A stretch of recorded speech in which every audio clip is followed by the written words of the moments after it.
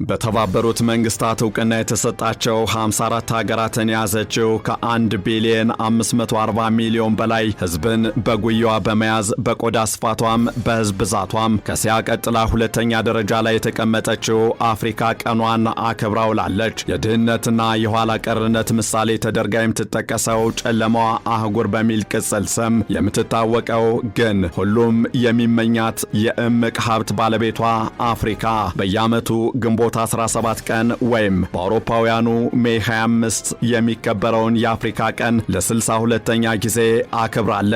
ዕለቱን አስመልክቶም የአፍሪካ ህብረት ኮሚሽን ሊቀመንበር ሙሐመድ አሊ የሱፍ በቂ ግዛትና በባርነት ዋጋ ለከፈሉት ክብር በመስጠት ለአፍሪካና ለትውልድ አፍሪካውያን ፍትህና ካሳ የምንጠይቅ ቢሆንም አፍሪካ ያለፈው ጠባሳዋ እስረኛ አትሆንም ብለዋል። ከቅዳሜ ጀምሮ በተከበረው የአፍሪካ ቀንም ከኮሚሽኑ ሊቀመንበር ሙሐመድ አሊ የሱፍ በተጨማሪም ከሩሲያው ፕሬዝዳንት ቭላዲሚር ፑቲን እስከ ተባበሩት መንግስታት ዋና ጸሐፊ አንቶኒዮ ጉተሬዝ ዕለቱን አስመልክቶ መልእክቶችን አስተላልፈዋል። አህጉሪቱ ምንም እንኳን የአፍሪካ ህዝቦች በአንድ ጥላ ስር ከተሰባሰቡ 62 ዓመታት የተቆጠሩባት ቢሆንም በተቀመጠው ዕቅድ መሰረት ወሳኝ ግቦችን ከማሳካት አንጻር አሁንም ወደ ኋላ እንደቀረች ትገኛለች። ለቀኑ መከበር ምክንያት የሆነው የቀድሞ የአፍሪካ አንድነት ድርጅት የአሁኑ የአፍሪካ ህብረትም ማቀድ እንጂ ማሳካት ብዙም የማይሳካለት እንደሆነ እየተገለጸ ይገኛል። የዓለምን 65 በመቶ የአልማዝ ክምችት የያዘችው አፍሪካ 40 በመቶ የወርቅ ሀብት፣ 92 በመቶ የምድሪቱን የፕላቲኒየም ክምችት፣ 56 በመቶ የኮባልት ማዕድናት ባለጸጋዋ አፍሪካ ዛሬም 1.54 ቢሊዮን የሚሆኑ ዜጎቿ በዓለም አቀፍ መድረክ የሚገባቸውን ቦታና ክብር አላገኙም። አህጉራቸው አፍሪካ ከራሱ አልፎ ለሌሎች መትረፍ የሚችል ሀብት የታደለች ብትሆንም በመቶ ሚሊዮኖች የሚቆጠሩ ልጆቿ ግን በወርቅና በአልማዝ ላይ ተኝተው ሆዳቸውን ሲያኩ የሚያድሩ ሆነዋል። መገለጫቸውም በፊት ባርነትና ቂ ተገዥነት፣ አሁን ደግሞ ረሃብ፣ ስደት፣ ጦርነትና የእርስ በርስ ግጭት እንዲሁም እልቂት ሆኗል። ቀበሮ በቆዳዋ ምክንያት ትገደላለች ሲሉ አፍጋኒስታኖች እንደሚተርቱት አፍሪካም ባላት የተፈጥሮ ሀብት ሳቢያ በወራሪዎች ተወግታ በቂ ገዢዎች እጅም ወድቃ ለዓመታት ሳይሆን ለክፍለ ዘመናት ተበዝብዛለች። በወራሪዎች ተወግታ በቂ ገዢዎችም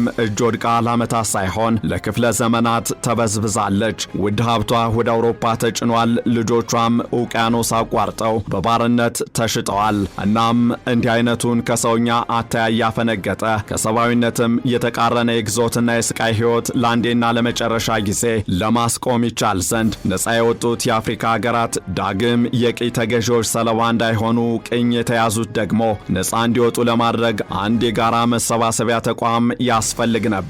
ለዚህ ደግሞ የኢትዮጵያ የወቅቱ ንጉሠ ነገሥት ቀዳማዊ ኃይለ ሥላሴ፣ የኬንያው መሪ ጆሞ ኬንያታ፣ የጋናው የመጀመሪያ ፕሬዝዳንት ከዋሜ ንክሩማህ፣ የግብፁ ጋማል አብደል ናስር፣ ገጣሚው የባህል ተመራማሪውና የሴኔጋሉ ፖለቲከኛ ሊዮፖልድ ሴዳር ሴንግሆር የመሳሰሉት አርቆ አሳቢ መሪዎች ነፃ የወጡ የአፍሪካ ሀገራት መሪዎችን በማስተባበር ግንቦት 17 ቀን 1955 ወይም ሜይ 25 ቀን 1963 የአፍሪካ አንድነት ድርጅትን በአዲስ አበባ መሰረቱ። ይህ ድርጅት እውን ይሆን ዘንድ የሞኖሮቪያና የካዛብላንካ ቡድንን ወደ አንድ በማምጣት ረገድ ቀዳማዊ ኃይለ ሥላሴና በስራቸው የነበሩት እነ ከተማ ይፍሩና አክሊሉ ሀብተወልድ ከፍተኛና ጥበብ የተሞላበት የዲፕሎማሲ ሥራ መስራታቸውም አይዘነጋም። ያኔ በ32 ከቂ ግዛት ነፃ በወጡ ሀገራት የተመሰረተው የአፍሪካ አንድነት ድርጅት ዛሬ 54 አባል ሀገራትን የያዘ ሲሆን ከተመሰረተ ትላንት 62ኛ ዓመቱን ደፍኗል። የአፍሪካ አንድነት ድርጅት ሲቋቋም መሰረታዊ ዓላማው በአፍሪካውያን መካከል አንድነትና ወንድማማችነት እንዲፈጠር ማድረግ፣ ለልማትም ትብብር እንዲደረግ ማነሳሳት፣ የአባል ሀገራትን የግዛት አንድነትና ሉዓላዊነትን መጠበቅ እንዲሁም ነፃ መውጣትን መደገፍ፣ የድንበር ግጭቶችን መፍታትና አህጉሪቱ የሚገጥሟትን ሌሎች ችግሮች መፍታት የሚሉትም ለተቋሙ መመስረት ዋነኛ ምክንያቶች ናቸው። የዚህ ተቋም መሰረታዊ ዓላማ አፍሪካውያን ወደ አንድ እንዲመጡ፣ እንደ አንድ ህዝብም በጋራ በመቆም መብትና ጥቅማቸው እንዲያስከብሩ፣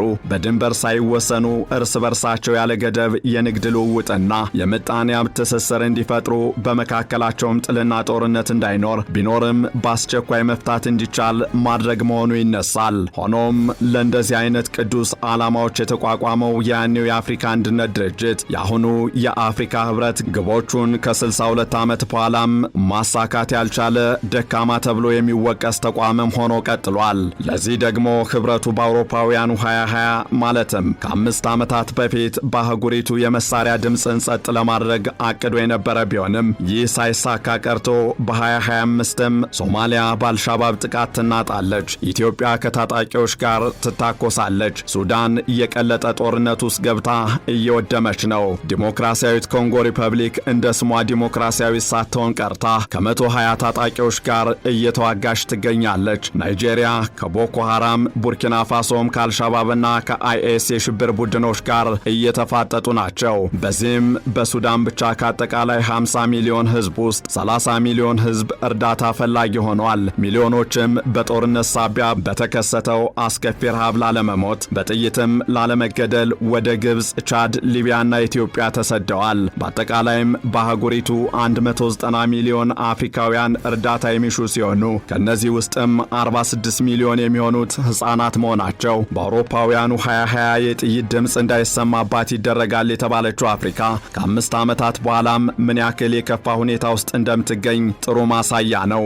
አህጉሪቱ ዋነኛ የግጭት ማዕከል፣ ይፋዊ ጦርነትም ውስጥ ከገቡት ውጭ የሚገኙት ሀገራትም ቢሆኑ ጥይት አይተኮስባቸው እንጂ ሰላም አይደሉም እየተባለም ይገኛል። ለዚህ ደግሞ ደቡብ ሱዳንን፣ ማዕከላዊ አፍሪካ ሪፐብሊክን እንደ ምሳሌነት ማንሳት ይቻላል። ከዚህ ባሻገርም ትምህርትን እንደ ዋነኛ ከድህነት መውጫ መንገድ አድርጎ የሚያነሳው ይኸው የአፍሪካ ህብረት በአባልነት ባቀፋቸው ሀገራት ውስጥ በተቀሰቀሱ ግጭቶችና ጦርነቶች ከ14500 በላይ ትምህርት ቤቶች ተዘግተዋል። በሱዳን እየተካሄደ ባለው ጦርነት ብቻ ዕድሜያቸው ለትምህርት ከደረሱ 19 ሚሊዮን ዜጎች ወደ 17 ሚሊዮን የሚጠጉት ከትምህርት ገበታ ውጭ ሲሆኑ በኢትዮጵያም ከ7 ሚሊዮን በላይ ተማሪዎች በመሰል ሁኔታ ውስጥ እንደሚገኙ ይገለጻል። እናም በተቋሙ የሚቀርቡ ዕቅዶች በተያዘላቸው የጊዜ ገደብ እንዲፈጸሙ ከማድረግ አንጻር ከፍተኛ ክፍተት መኖሩ አንዱና ዋነኛው ጉዳይ ሆኖ ይነሳል።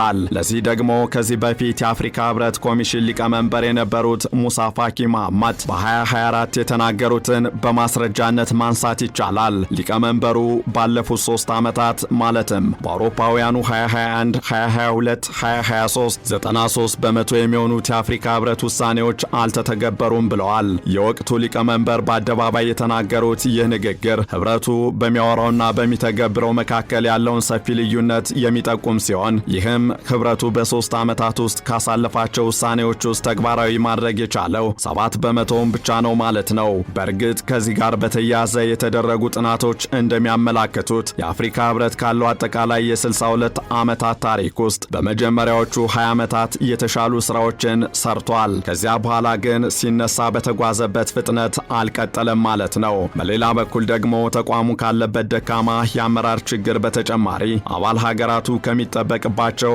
ዓመታዊ መዋጮ ከ80 እስከ 90 በመቶውን ብቻ የሚከፍሉ መሆናቸውም የበጀት ጫናዎች ወገበ ሰባራ እንዲያደርጉት የሚጋብዝ ነው።